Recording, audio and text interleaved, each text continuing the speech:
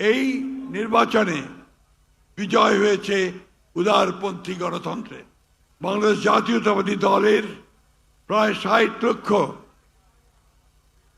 নেতাকর্মীর বিরুদ্ধে মামলা, ২০,০০০ নেতাকর্মীকে হত্যা, প্রায় ১৭০০ নেতাকর্মীকে গুম করে দেওয়ার পরে জানুয়ারির ২৪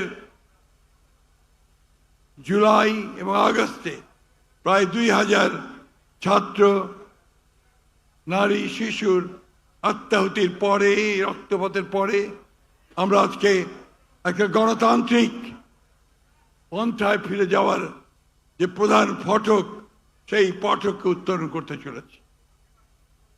বিগত নির্বাচন প্রমাণ করেছে যে জনাব তারেক রহমানের নেতৃত্বে বাংলাদেশ জাতীয়তাবাদ যেমন ঐক্যবদ্ধ, ঠিক তেমনিভাবে 18 কোটি মানুষও ঐক্যবদ্ধ।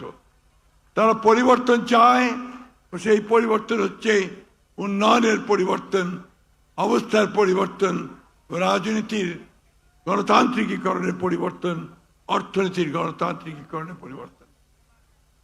এই নির্বাচনে বিজয় হয়েছে উদারপন্থী গণতন্ত্রে।